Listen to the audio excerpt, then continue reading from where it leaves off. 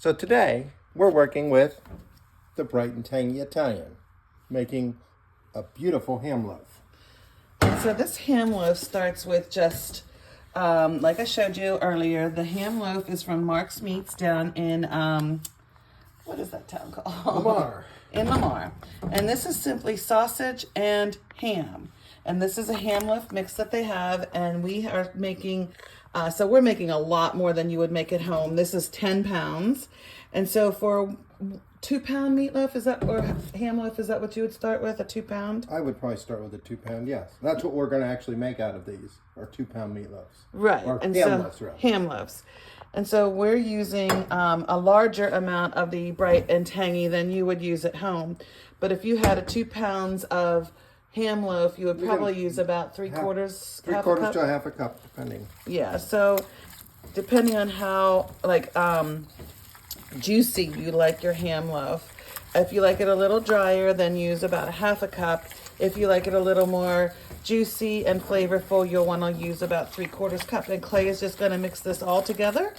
And it is as simple as that. Unlike meatloaf that requires eggs and breadcrumbs and things like that, oddly, the ham loaf works out perfectly with just this ham loaf mix that we buy, and then we add our Bright and Tangy Italian to it. And with this, it's actually gluten-free as well, because you're not adding the breadcrumbs. Absolutely, as well. Our dressings and marinades are all gluten-free as well.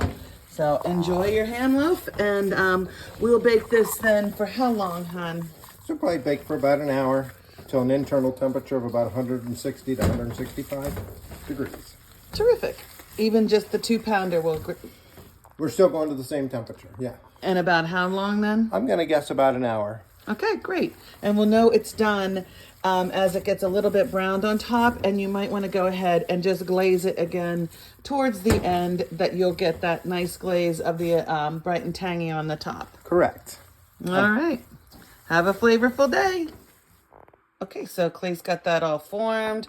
He's got it on parchment paper with a tray underneath it, so it'll be nice and sturdy. Easy to clean. Yeah. And now I'm just going to glaze it with a little bit of our Bright and Tangy to give it a little glaze on the top of it. And then you'll glaze it again towards the end too? That is correct. And so then about 10 minutes before, or more like 15 minutes before the end? About 10 to 15. I mean, I'm going to check the temperature. Once it gets close to the 165, then I'll reglaze it to finish it up. Give it a nice color. Great. And that smells amazing, of course, and it's going to be very flavorful once it's done. So again, 350 for about an hour. We'll check it for temperature. We're going to get it close to 165. So we just pulled it out to check the temperature, and it was at 135. So we only have about 30 degrees to go, so it's getting close. So I'm going to add a little bit more sauce to the top of it. Clay did remind me about checking your temperature in a couple different places. You know, in general, just a good idea, because you'll have some fat pockets and such that will make things seem hotter than they are. But we're going to put this back in to 165.